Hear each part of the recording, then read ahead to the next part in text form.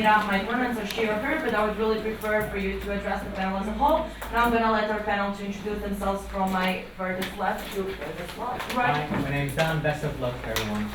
Hi, my name is Mislav. Best of luck to both teams. I'm Masha, also good luck to both. Good luck. All right, and now let's go through introductions of you guys. If you wish to state your pronouns, feel free to do so, starting with Brock. Dina. Also speak in solutions. I assume you're the first speaker. First speaker. Second speaker and the reply, Maria. Third speaker, Mila. First speaker, Vuk. Second speaker, Nella, and reply speech Nella. And third speaker, Mila. Two Mila Vips. Yes. All right, just a couple of housekeeping rules. Please do engage with BOIs, take at least one free speech. And yeah, do not speak after 8:15. I will clap and do the timekeeping in that sense. But yeah, best of luck to both of the teams. If there aren't any questions, I would like to call upon the Prime Minister to start off this debate. Here.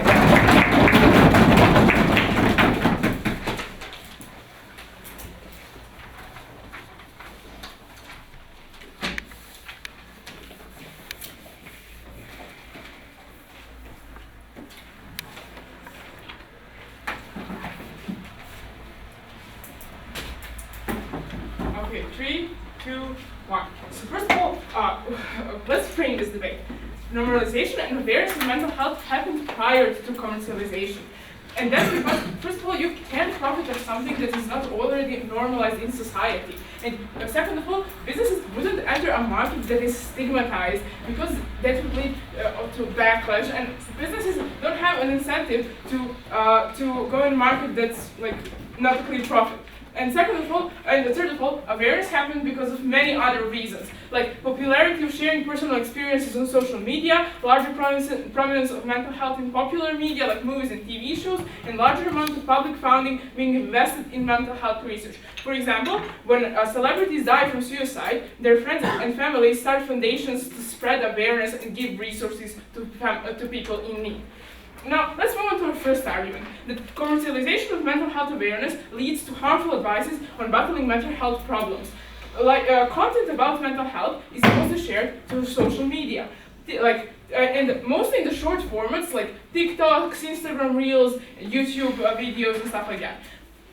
And it's shared precisely in that media because that's the most popular kind of media today. It garners the most attention, and of course, people now have very shorter attention span, so it's easier to follow. But what this leads to? It leads to having much more simplified messages because psychological terms are very hard to explain. It's a whole science that people study for 4 years and everything. You can't explain it in 30 seconds in a video, and people. Okay, I'm sorry.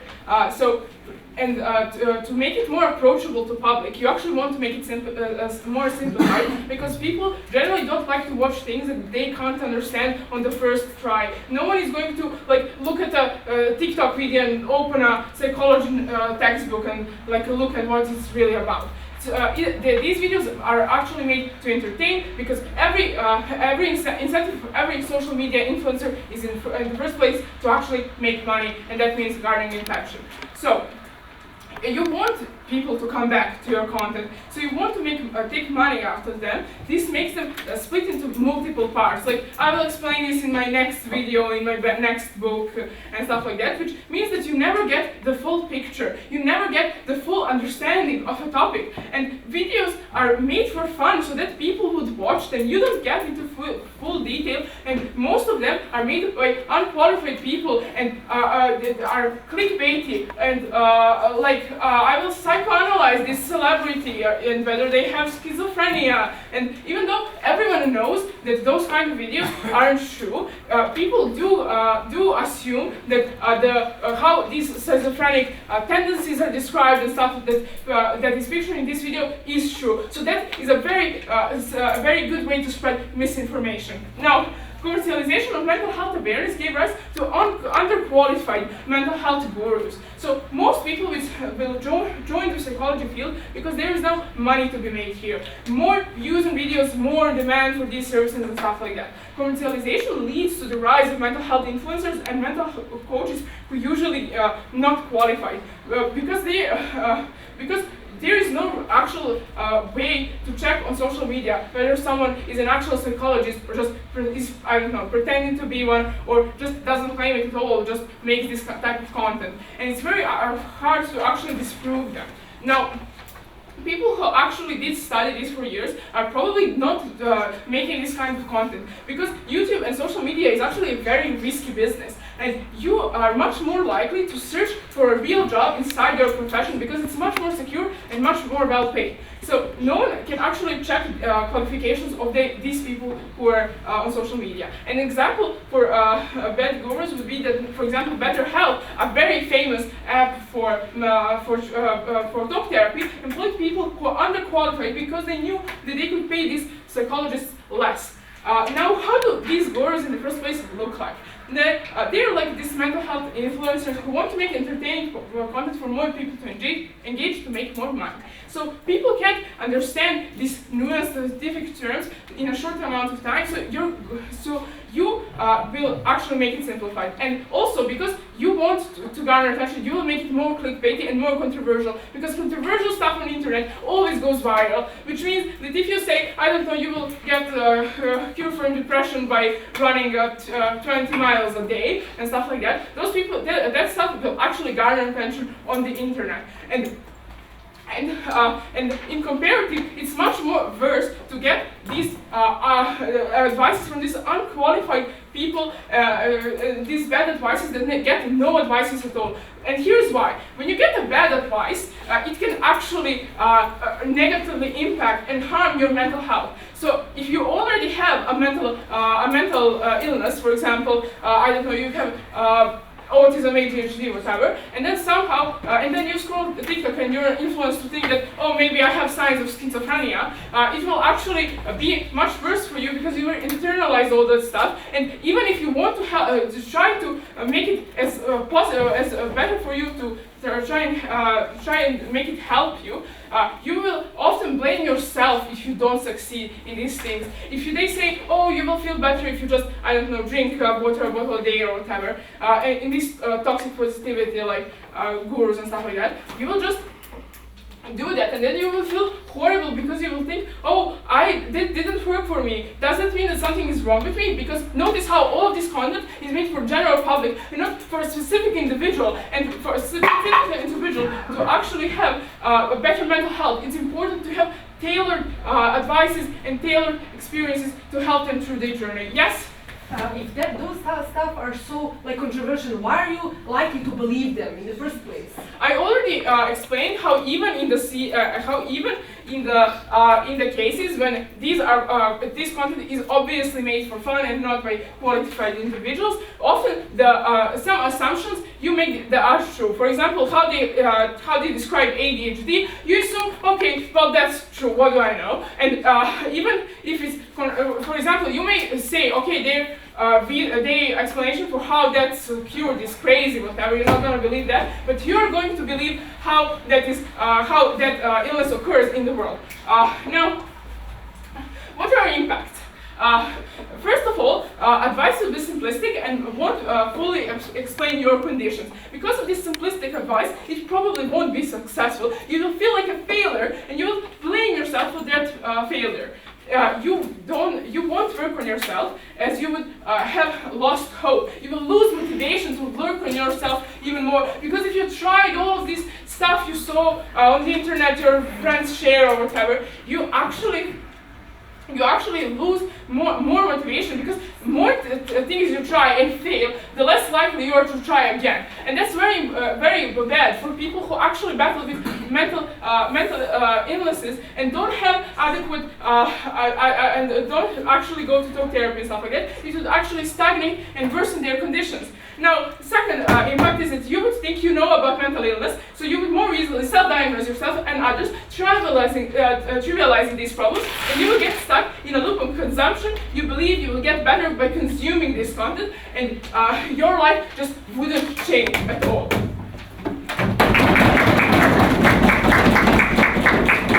I would like to thank Prime Minister for that fine speech, and I would like to call upon Leader of Bloc to start a case for opposition. Here, here.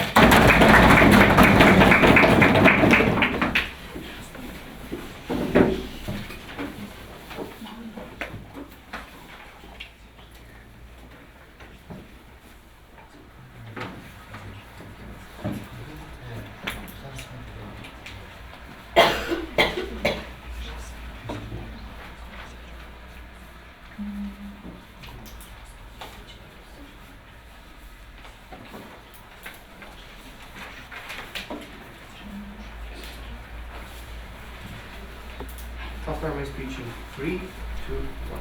Mental health on the side of proposition is merely a higher class privilege instead of a universal right of all the people in the world. And in our case, I will prove to you why the people in developing countries are the most crucial stakeholder in this debate, and why side of proposition can never win this debate purely on the metrics of they have it, they cannot prove, and they cannot win on the side of the developing countries. In my case, I will prove to you two arguments. Firstly, that commercialization leads to larger access of mental health in developing countries, and secondly, that commercialization leads to normalization of mental health in the developing countries. Please notice that the frame of the proposition is that normalization happened before the commercialization, and we agreed to that to some extent because we concede that, but this is in the case of the developed countries. In the case of the developing countries, this is something that flows into them, and this is going to be our second argument that I'm going to be talking about later. So first, let's see how do these developing countries look and the healthcare systems and the struggles that it goes through.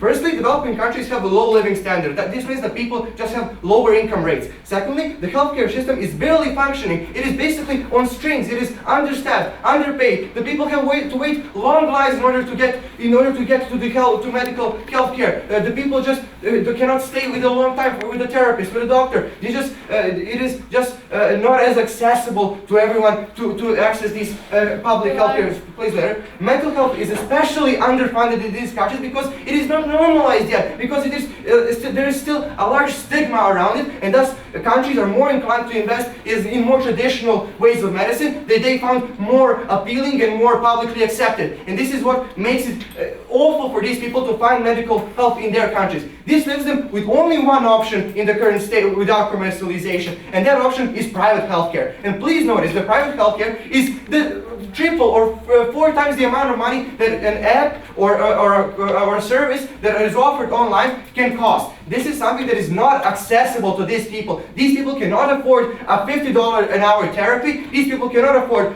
private healthcare. And please notice that these people, when they're in need of this help, this is something that is urgent to them. If they need a call, to the therapist, they cannot reach them because these public healthcares are just not reachable. They're not well funded enough, and they're just not good enough to provide that security to them.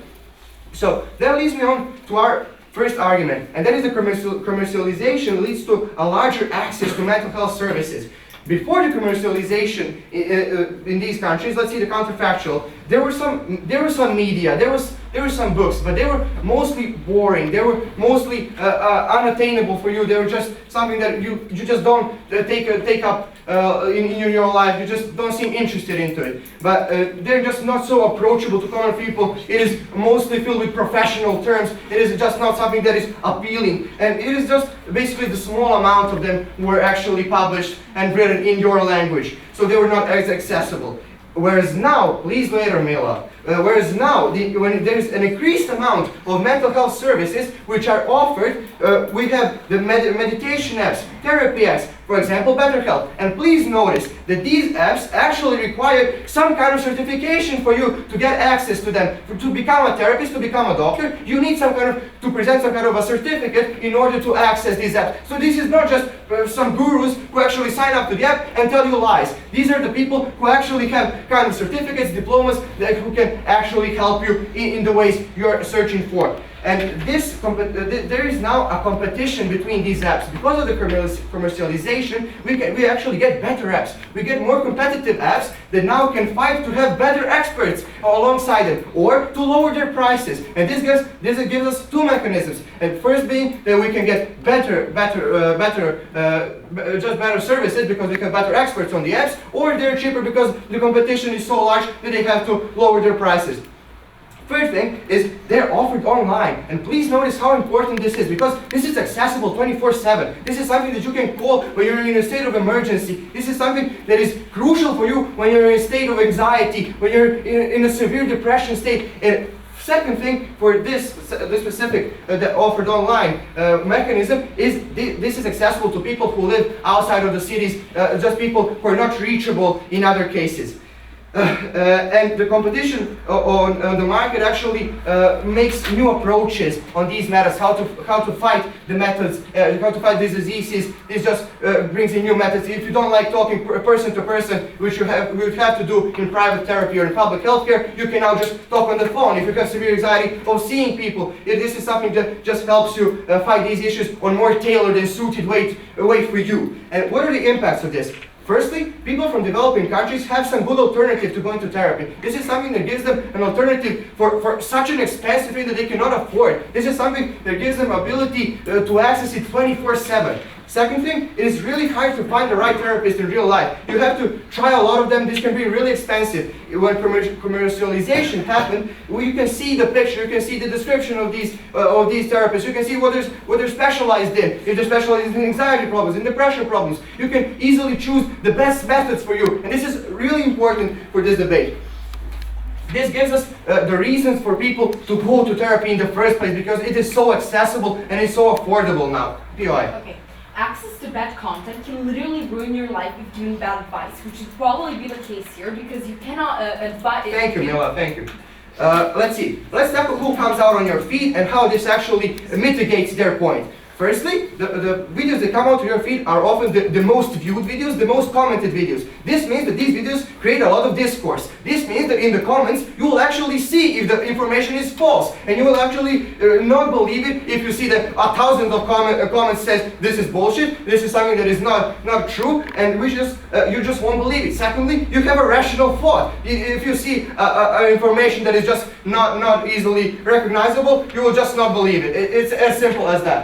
And let's go over our second argument. That is, commercialization leads to normalization of mental health in developing countries. And this is us flipping their actual main frame and their actual whole case. So their frame stands in developed countries. But because this is already normalized, there is not much impact to draw from it. Because we now have the normalization in the larger countries, we now can have the option for that content from the larger countries to draw into our country, to developing countries, because this is a commercialized act now, because people now have an incentive to make this content, to make the videos, to make the new books, to make new apps. And this just because of the popularity of TikTok, social media, internet, this just can actually draw in and float into your country as well, into the developing country. And this is something that is amazing for the people who live there, because let's picture this. When in a country, developing country, where mental health is not as important, and now newspapers and TVs have an incentive to call people to talk about this because it is profitable for them, because this is a talk subject, who will they call? They will call in the experts, because there is no one else to talk about this subject. And this is a crucial thing for our case, because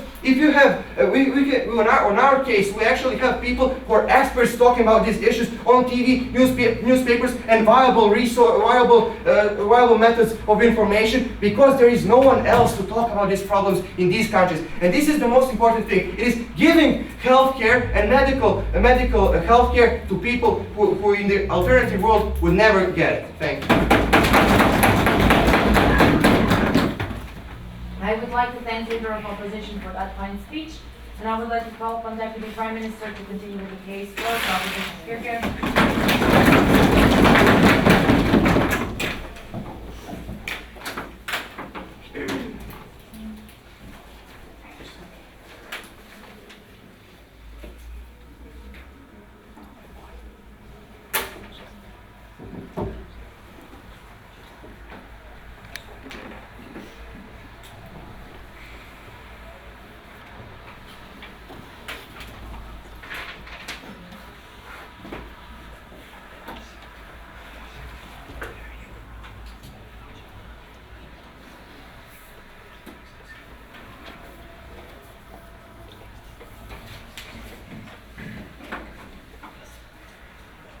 Okay.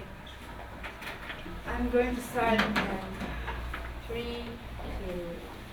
The first point that we have from the opposition is the point about developing countries and how this became normalized in developing countries because of commercialization. Okay, I'm gonna explain to you why is this so bad. I'm gonna have to agree on that with that one. Okay, it probably happened because colonization in developing countries. But what happened? What are the impacts of that happening, and why they're so bad in your world? You're telling me how these countries that already exist a stigma against mental health, so people are like, okay, mental health isn't irrelevant and mental health isn't like that. And now there are like YouTuber videos that tell you like, oh, you're stressed, you're probably having anxiety, you should feel like that. People are going to laugh at you. We're talking about countries that are like Serbia. People don't value mental health that much there. So when they see somebody talking about like, you're probably depressed because you cried yesterday, they're going to be like, that's funny, that is not important. They're going to laugh at those things because they don't view mental health is important. So that's why colonization is so bad, because now you have these like good advices that then people feel like, that mental health is like so important that they're like those and they're like those they're like those videos that talk about how mental health affects you and things like that, and what are the diseases of mental health. And as a people that don't generally see mental health as important, they're going to look at it and be like, first off, they're going to laugh at that. They're going to think that is stupid because they feel like, because they're like a whole stigma against it. And as you said, not yet, there's whole stigma against those things. So there's like for years and years, people don't see that as important. They see that as something that isn't relevant. They see that as something that is like probably American Western thing, and they don't want to be any part of it. They see that as something that's stupid, something that is an illness in a bad way. They see that something is like, they're just like stupid Americans and things, something like this. So when colonization began and these things started promoting on social media and things like that, people were like, oh yes, that's why that has gone, because that wasn't actually about mental health.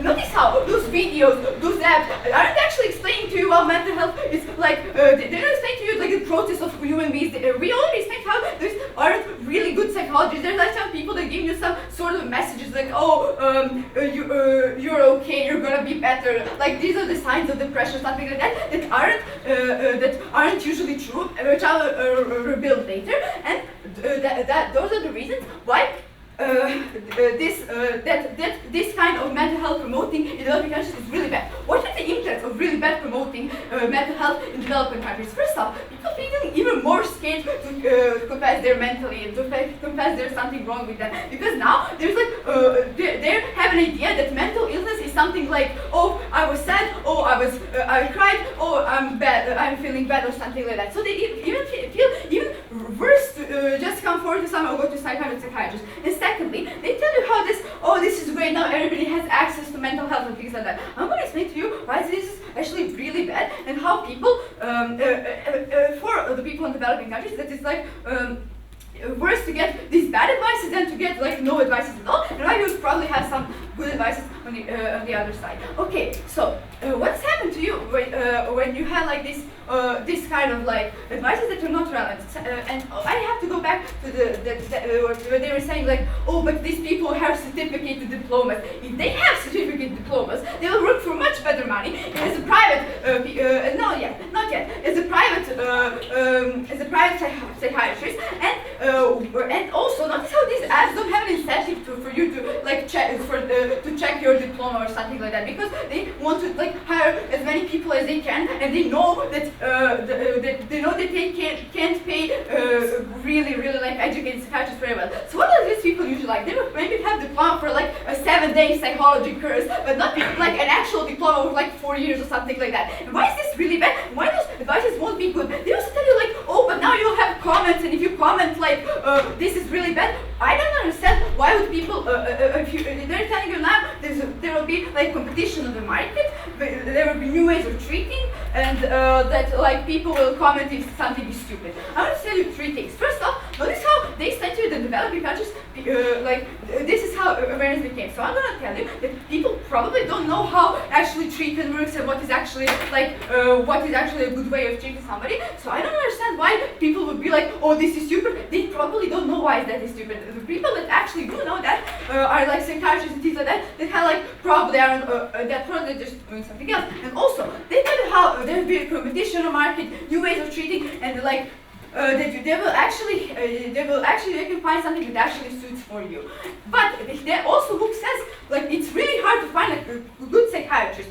Let me tell you a few things. First off, they're telling you, oh, there will be new ways of treating that will be everything for someone else. Notice how these influencers don't have an incentive to make something really like special for just one person, because they want as many people as can to actually join those courses. So they won't get really specific. There will be just like huge things like, oh, you walk more. There will be like those niche messages that like actually mean nothing to you, and they'll probably be like, oh, but yes, then go read my book after this. It's great. You will actually understand yourself. But what are the huge difference of this that they completely ignore? When you get like this bad therapy that does nothing for you, you not only will feel like demotivated to go to actual therapists, you will feel like not only you're doing something wrong, like you're buying all these books, you're doing all the stuff that like people tell you to do to get better, and you're still not getting better. You feel like awful. You feel like this is all their fault. And now, Buchago. Proposition clings on a fact that people believe in everything you see online. They had to prove a mechanism in which people buy into everything they see online, or that people will consume so much content that they can become brainwashed into thinking. Okay, I'm gonna give you the mechanism why people will buy this. I don't think people buy everything they see online. I think people buy things that they don't know about. We tell you that these people don't,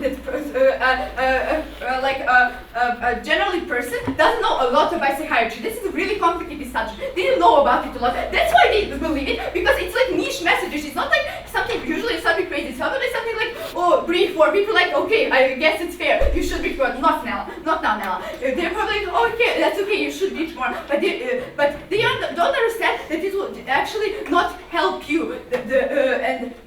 Why? And also, what is really important? Notice how these people never actually have the incentive to actually treat you. These like people that are making this kind of content always have an incentive to just for you to continue being mentally ill, so they can profit more money off you. So they can. They're always gonna be like, but you're not. They're always gonna call you ill, even if you're not. Notice how that's really important. If you think you're ill, but you're not ill, you're gonna ask them. They're like, yes, you're ill. You have to go to my therapy. I'll help you. I promise. That is because those people know nothing about it. They probably have some really bad education on it, and they really don't know what you're doing. So what are the impacts that we bring you of this debate? In developing countries, this is awful, because now people perceive mental health is something really funny and crazy, and not as something serious that will happen if awareness happens on normal, and not because of commercialization. People, and what happens in those developing countries? People feel way more stupid about thinking they're mentally ill. They think, no, I'm not like those stupid Americans right there. Also, what happened? That people not only they probably feel dismotivated to actually go to actual psychiatrists when they can't heal, because when they try all of this stuff that Guru suggests and they're like nothing else, they just lose all the motivation to actually handle sense. People feel like it's all their fault. People feel really bad, and in the developed countries they're like also like a lot of different like courses or like help for like Babic's free therapy. There are also lots of things that you actually get therapy from. That's all. I would like to thank Deputy Prime Minister for that fine speech, and I would like to call upon Deputy Leader of Health to continue with the case for opposition.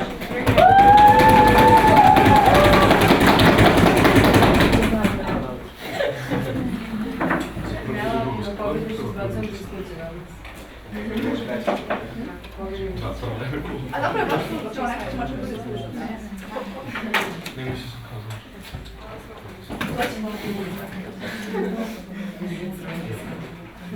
Okay, I'm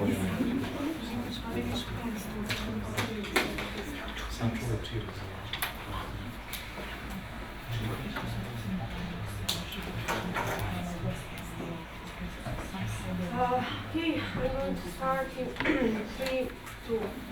Firstly, I'll rebuttal the case of the opposition, or probably and later on I'll start rebuilding our case and talking about our second argument a bit more.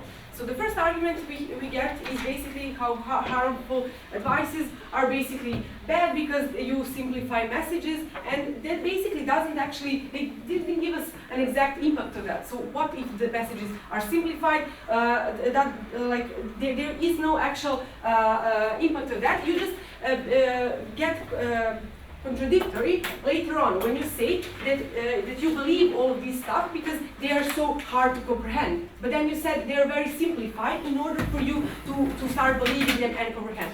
What I believe, why are you unlikely to believe a lot of bullshit that you read online is firstly because, as Luke said, a lot of backlash. Like it's natural to you nowadays that you just, when you see a video, you also read some comments. And if a lot of people is saying that these people are saying illegitimate stuff, you're probably not going to risk your health if you believe you have a mental problem or anything to that stuff. And also you have to notice that in these developed countries it's not like only source of information about mental health is not only social media. Like these people actually have professionals who come to their schools, who talk to you when you're a kid. You actually at work they also have some radionice, have workshops where they talk about the mental health problems, and so basically we believe that especially people in these developed countries aren't likely to believe this stuff. Now, why do we don't have that in our case about the developing countries? Because if it's still not normalized to the point, you don't have influencers and gurus. The only point of information that you can get are actually experts. And our second argument, basically presents to you why now those experts are going to get a voice and a platform. I'm going to repeat our second argument now. So basically, we're telling you, because of the normalization of mental health in developed countries, the commercialization started. We then tell you that because of social media and everything, some of that information and the interest in that field flows over to the developing countries because it is on your feed more often now. Therefore, people are now more likely to share those stuff with their friends, talk about it generally more in their community. What then happens? Now when local news and newspapers who actually have legitimate profiles, they actually see that this is a story that they could also profit from, they have the incentive to talk about these themes as well. Now, who do they call?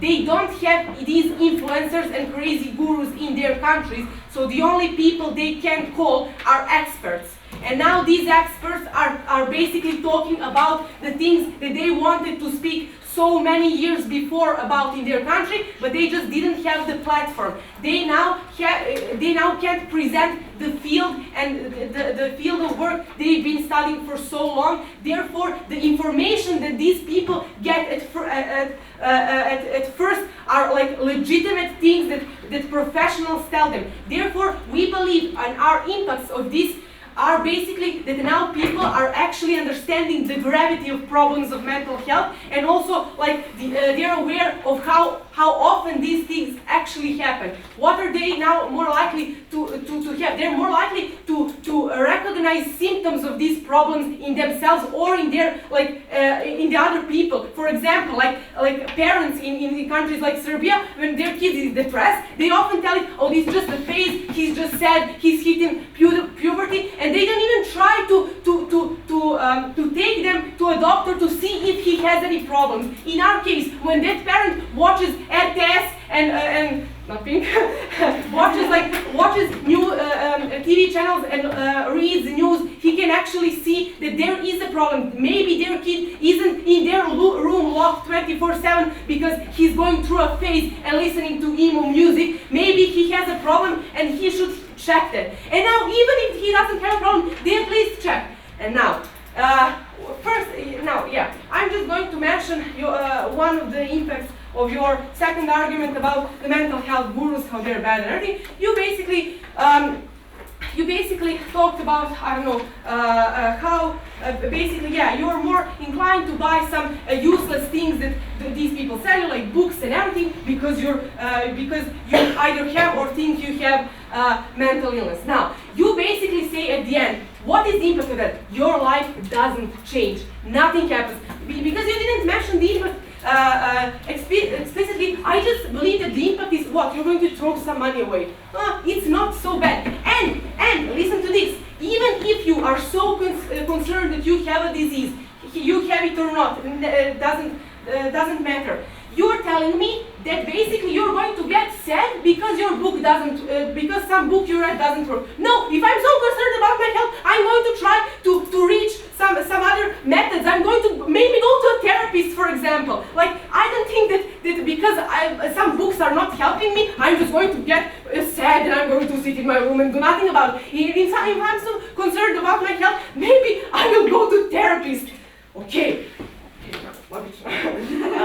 And now I'm just going to now go back to your rebuttal, which was crazy, about our first argument. Sorry, I'm really messy. But people are now going to laugh at mental health content. Okay, maybe some people will laugh. Maybe like some kids at school are going to be like, depression is stupid. I'm not depressed.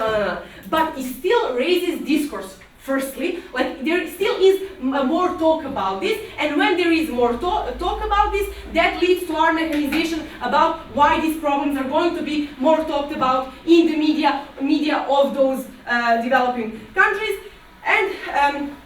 and also, like, okay, we usually laugh at some things that we don't see often in our environments, and then maybe later on realize that those were actually legitimate things that people were talking, because I think that something is funny and unreal at one point of my life, that doesn't mean that I will think that way forever, and that my mind wouldn't change if I actually start seeing experts talking about the gravity of these problems on a daily basis.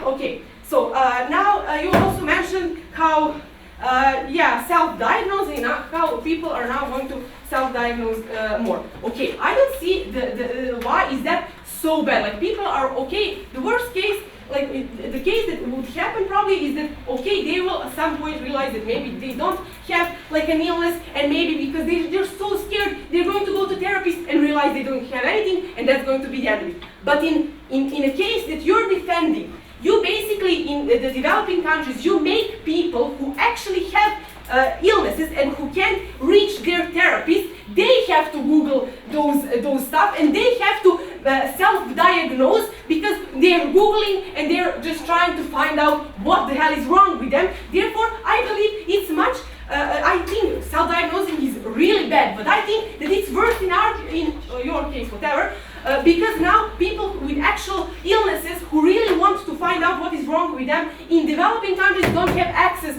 to like professional help, whilst in your case some people randomly are going to think, oh, maybe I have anxiety, they're going to read some books, throw some of their money away, find out they don't have anxiety, or like nothing happens, nothing changes. I would like to thank Deputy Leader of Fund for that fine speech, and I would like to call upon Gab to sum up the substantive part of the case for God bless.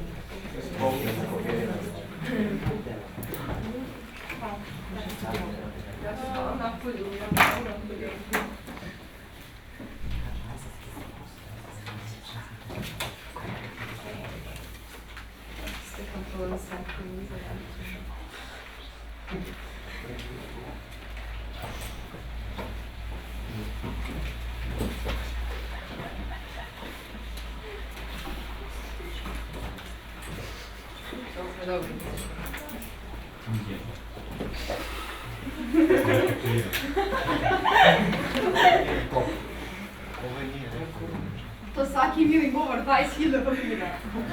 I onda posle Ja zašto nisam kao Ne, samo slaži, imaš minutu.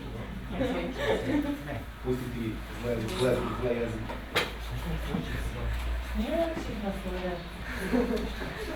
Što najgore imaju redosled, ovo nije kao to.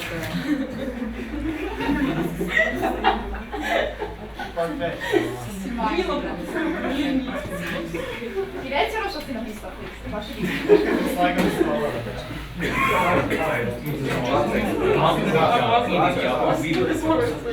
Vidiš dobro? Možeš se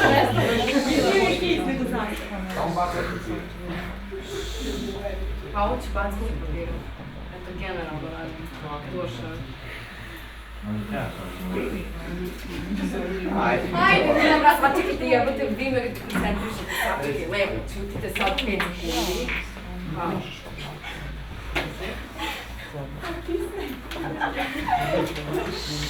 Izgubi debatu. Aha, jo, moram se stavimo ovdje. Okay. 3, 2, 1. Okay, so in the beginning of my speech, I would just like to highlight the main clashes of this debate and how we would react to them. So first clash is what does bad content actually do to you? Second clash is how harmful is weak content? And third clash is does commercialization come before awareness? Let's start. So, in their first speech, opposition is telling us about how this will access the content. But like I tried to mention in the POI, they completely neglected. Access to bad content can literally ruin your life. 3 reasons why. First of all, you feel like shit because you have no clue what is wrong with you. You see millions of content and you can relate to every single one of them and you have no idea which illness you have. Am I depressed? Am I anxious? Do I have ADHD? I can relate somehow to all of that.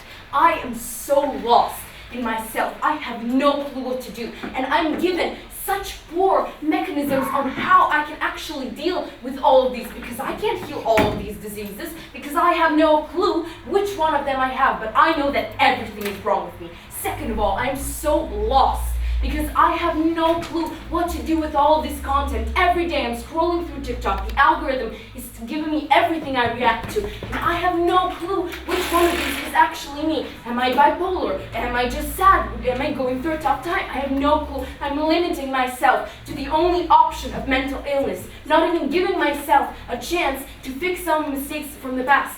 I always go straight up to bad solutions and to bad problems and to bad therapy. Why is this going to be bad therapy? I will explain in just a minute. You're telling us how you will access to help through certificates and how this will actually be bad. Reasons why experts are not giving you advice on TikTok. First of all, if you're a good expert in what you do, you're probably going to have your own clinic. You're probably going to do this in a more serious manner. Second of all, there will be multiple sessions, these websites in the 5th minute. These websites will try to milk the money off of you. Why? This is a popular subject and you're so lost. You have no idea what to do with yourself. Okay, you are going to be blaming yourself for all of these problems. You're going to be blaming it on yourself. You're going to be like, it is my fault that I'm sick. It is my fault that I have no idea what to do. But you're not. You just don't have proper interaction with proper content. You're given such bad examples on how you can actually deal with stuff that takes years to talk about. What are our main impacts and what do we bring in this debate? First of all, simplistic advice won't explain your condition because it won't be successful. You will be mad that you feel like a failure, basically, and you will lose all hope. Second impact that we bring in is how you think you know more about mental illnesses, but you know nothing. You're on ground zero, and you will self-diagnose yourself, and you will be trivializing these problems. Third impact is how you're going to be stuck in consumerism, and you won't change one bit. Fourth impact is how your motivation will drop. You don't know what else could possibly help you. 5th minute, please. The 5th impact is how people will start talking about mental health as a joke. They won't be taking it seriously because everyone nowadays can be an advisor on TikTok. Because everything nowadays can give you advice within those 15 seconds of that platform. It will be taken as a joke. You and your problems that are serious problems will be taken as a joke. What else? this government give us, opposition, sorry. Okay, you're telling us how you will be given access to good therapists in third world countries. Why is no content better than bad content? 3 reasons why. First, if you have no content, you will have the general info, and if you have the need, you will research that info. How do you get this general info? This is a very popular topic, so this will be talked about. But there's a really difference of commercialization and talking about this through social media, through some posts that you see on Instagram. Not every post has to tell you that you have some disorder. Not every post has to advise you to go to therapy. They can just be informational, so you can still have access to what mental health is actually like. Second of all, and the second reason as to why no content is better than bad content can literally fuck you up, like I explained seconds ago. Oh, I'm so sorry. And we proved that in our impact. You start losing sense of self within those bad contents because you have no clue who you really are, and you start feeling insecure, trapped, and sick. What else does opposition give us? You're talking about how this commercialization will help raise awareness in developing countries. First of all, like I explained, awareness can be through social media as well. Second of all, it is so problematic to reach out to someone when you're in a developing country and you have no clue what mental health is. If that is what you guys are stating, you will probably not find an alternative website. You have to pay a lot of money. No, you're more likely to reach out to your friends, so that's just not comparative. Third of all, commercialization means nothing to them if they don't know what's going on. But they will always know what mental health is, because as we explained, commercialization didn't come before mental health. Because why would anybody sell something that is controversial, that is new, and that nobody knows about? What is it? Panel, it is completely unfair that analyzation, characterization, as well as new impacts are included in the first speech, not giving us a fair chance to engage for our first 2 speeches. No, I did not give new characterization of anything. These are just things that I simplified from my first speeches, and if it is your problem that you didn't understand that, then maybe you shouldn't be in this final. What else? What else? In the second speech, Nella gives us how experts talk about these stuff on a daily basis. First of all, experts aren't the things that will pop off on TikTok. Experts are probably not on TikTok, and experts probably don't know what is going on TikTok. They're old and they don't scroll TikTok. Second of all, experts work not on these platforms, but in their clinics, like I suggested. My battery's low. Okay. Third of all, experts don't support online therapy for obvious reasons.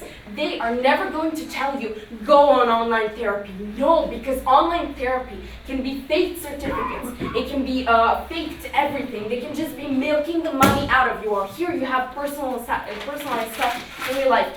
What are the main clashes and how do we win all of that? And all of them. 3 metrics of weighing. First of all, scale. We influence on so many people's mental health and how this is going to ruin you.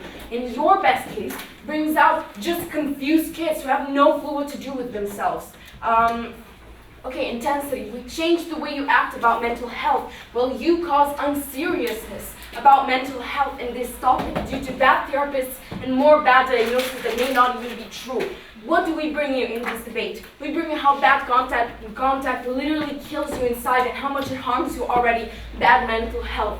We prove to you why commercialization would not exist without awareness, and we give you how in probability you're more likely to feel shitty on their side of the case, and in exclusivity, the benefit that we bring for all people.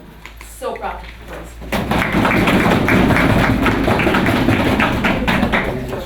I would like to thank the proposition with for that fine speech. Would like to remind speakers to keep in mind to be nice during the debate. With that being said, I would like to call upon all speakers to summarize the extended part of the debate.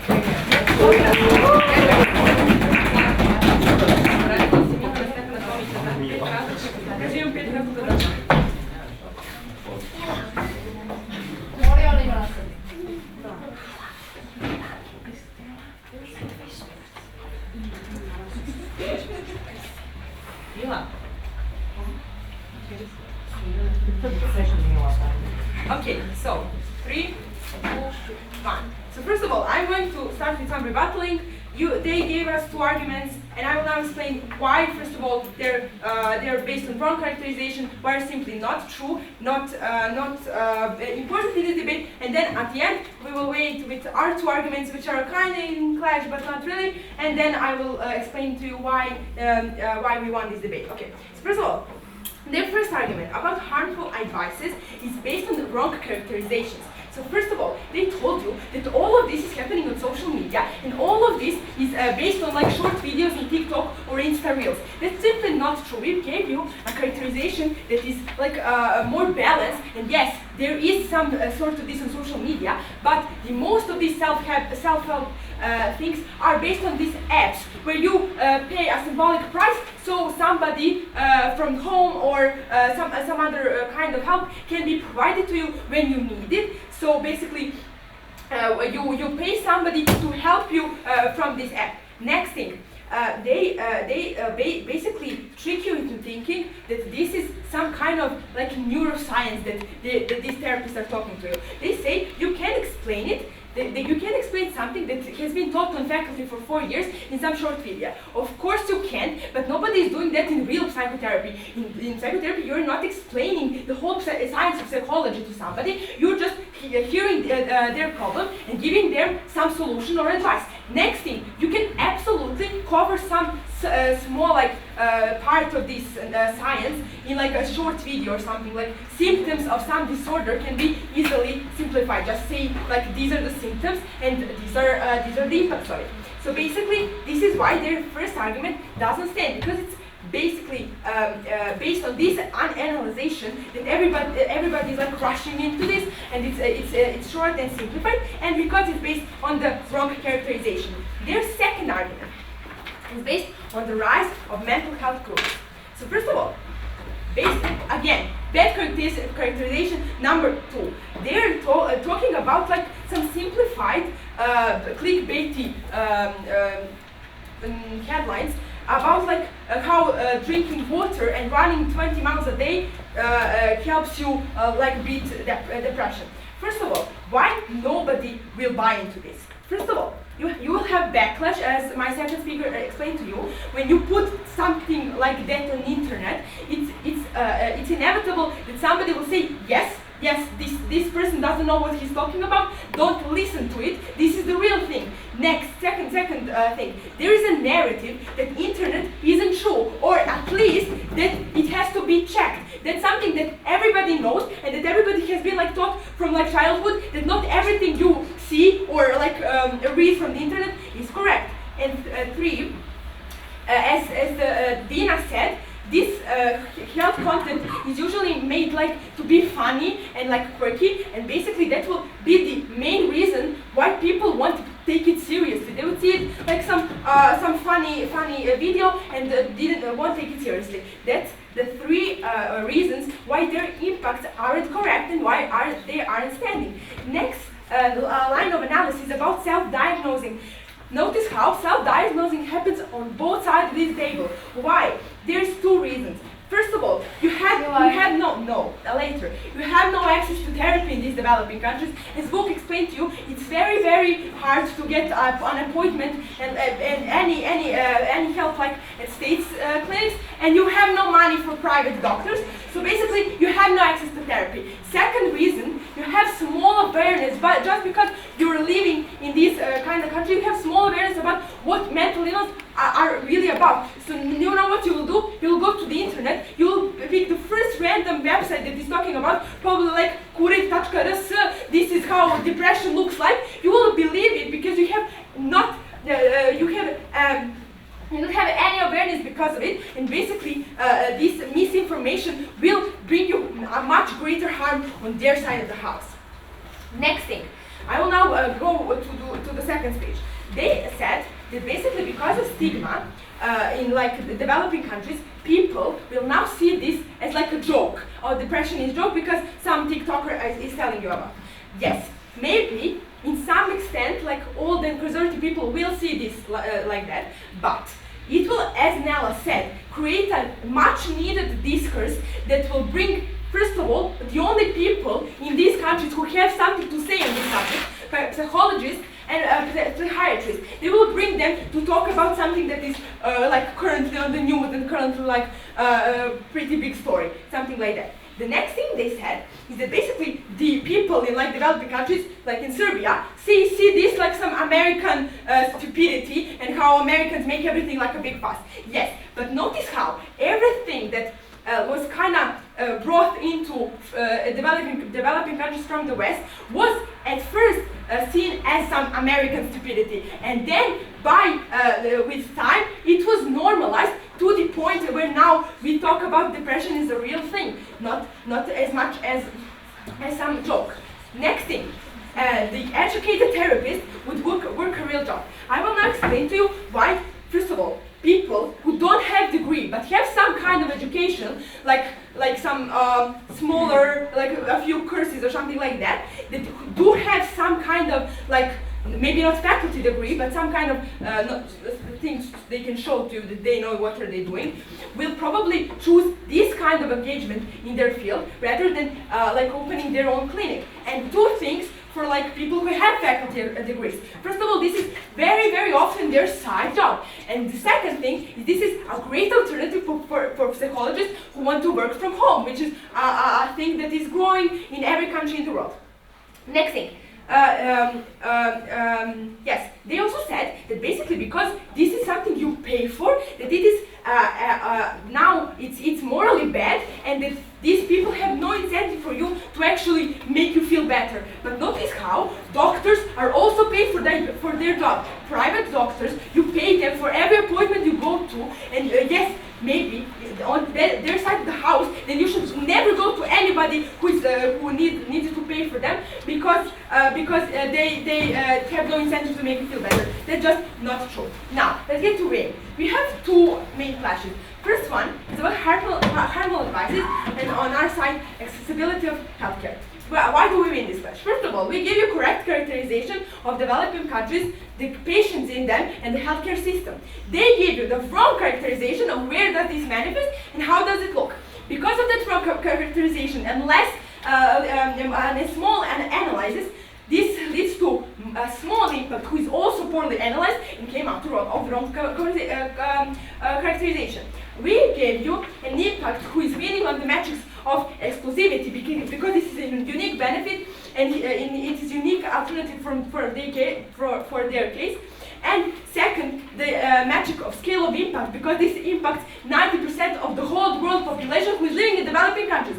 Next clash, mental health versus gurus versus basically our both arguments. The same metrics from our side just add to it the metric of intensity, because we explain to you how this changes perception of general population, and they again give you wrong characterization and no analysis and mechanism.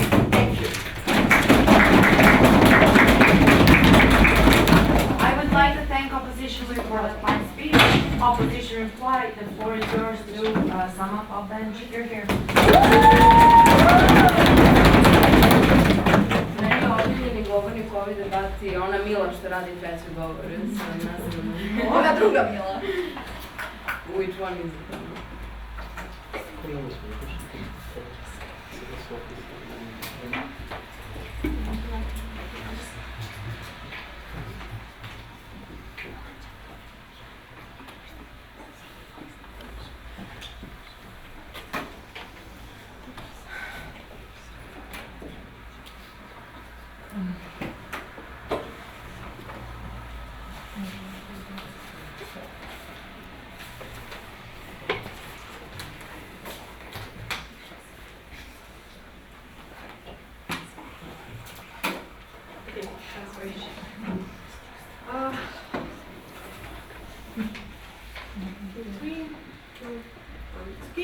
Let's summarize this debate. So I believe that opposition case boils down to three main impacts. The first one is that some people will throw their money on useless books because they somehow manage to believe the things that those people were saying, which we already explained why it's a really small amount of people, because these, anyway, like the most prominent things that you see are pretty like outrageous, and because the algorithm gives you the most commented things and everything, therefore like these things are generally hard to believe. And secondly, because people in these developed countries already have some knowledge about mental health, because it's not implemented in their lives only through social media, but also through school and workplace, and etc. etc. Okay. Secondly, some people are going to laugh at mental health problems in these developing countries. We tell you that, okay, so, Mila already explained this very well in her speech, but okay, like firstly, okay, a lot of things we laugh about, and then when we realize how important they are, we actually understand the gravity, which we already explained how it's going to be happening, because when the discourse raises about like, you, even if it's like just jokes, okay, I send it to my friend sends this to other friend, like local meme pages start talking about these things, okay, the discourse about mental health raises, therefore we, as we told you, like local news and media channels have the incentive to talk about these things, and they call the only person they can, which are the professionals. Now, their third point, which was not implemented very well, was like the self-diagnosis, which we already explained. Like the worst thing that can happen, again, is you throw away some money on some useless stuff, and then you're not just going to get sad because it didn't work. Maybe you'll try to like find some other way, which can maybe be a therapist. Like, okay. So, and then now I'm going to our case and what we actually bring in. Firstly, people have a better access to therapy in these developing countries, which they never had before. Why are these people professional? I'm just going to repeat once more, because firstly, these apps want you to trust them. They can just put like random gurus in there, because even if some people like buy it at first, it's just going to be, they're just going to realize that it's like totally like bad and random, and they just won't get enough people to join in later on. And secondly, there are people who want to work there. As Luke explained, like there are doctors who like just finished med school and there isn't enough job opportunities for them. Therefore, they want to work here, or they want to work like from their home and everything. And we tell you, these doctors, even if they're not the best doctors that exist, are better than no doctors. Okay. And second thing we bring you is that this is maybe not ideal, but this is the only way we can, in this world, normalize mental health in countries who are still in development. They give us no mechanization or no reason to believe why any of these things or these impacts that we bring you would happen in contrary. So I'm going to say, okay, some people are going to throw some money away. They're going to believe that they're a bit anxious because they're they have stage fright, and they're going to either realize that it's actually nothing important, that they've just been like scared, or they're just going to because they went to therapists when they saw that nothing else helps, and they told them basically, yeah, everything's okay with you, or like they're going to like buy books about self-help, and like nothing will change, as you said. But for these people in our case, which is the majority of people, you notice how many developing countries there still is where mental health is stigmatized. Still, we believe that this is like the biggest impact actually happens in these countries, in these places, and because of all of these reasons, glasajte za drugu Srbiju.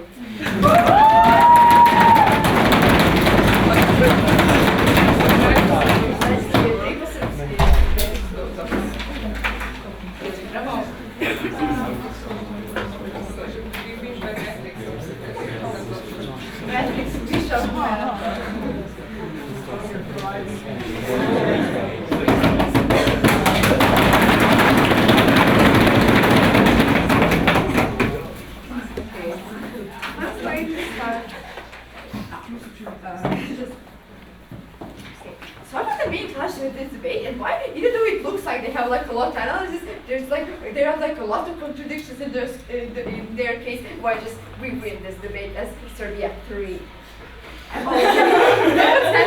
Okay, clash of this debate. The main clash is like, will this be good advice, bad advice? What kind of accusations do they give? They give like, oh, but people will call out if it's bad advices. That's one. And the second one is, oh, now educated people can work from home. And what why we win this clash. We tell you first how professionals will always choose to work privately because they will have way more money this way, and they just never negate it. They're just like, oh yeah, this is not this is great for like developing countries because it's way less expensive. So I don't understand why would professionals have an incentive to work that way if they can earn more money on our side. And they also say like, oh, you will get backlash. While we say that those you will just get backlash, but they don't explain to you why will you necessarily have educated people on there just because you can get backlash. While we tell you how these people just don't have enough, how people don't have enough knowledge about psychology to actually don't have enough knowledge about psychology to actually call out these type of things because, and also how these are the only type of people that will do this job. There are no professionals there. They're only organizations like, oh, there are people who will call it out. I don't understand who will call it out, why would anybody call it out, and why is that important. But what we explain to you is why, what we explain to you, and I just want to say one thing. Like, their whole case, they're like, oh, but you can call out things because you know something about mental health. Well, their whole case is about developing countries who know nothing about mental health. So that goes to our side. So why developing countries and their argument goes to our side? They tell you two things. Discourse is happening, and well, people will just start believing in it. They tell you the whole analysis on this is like, oh well, they're just going to accept it. While we tell you that when there's stigma that exists, when there's like this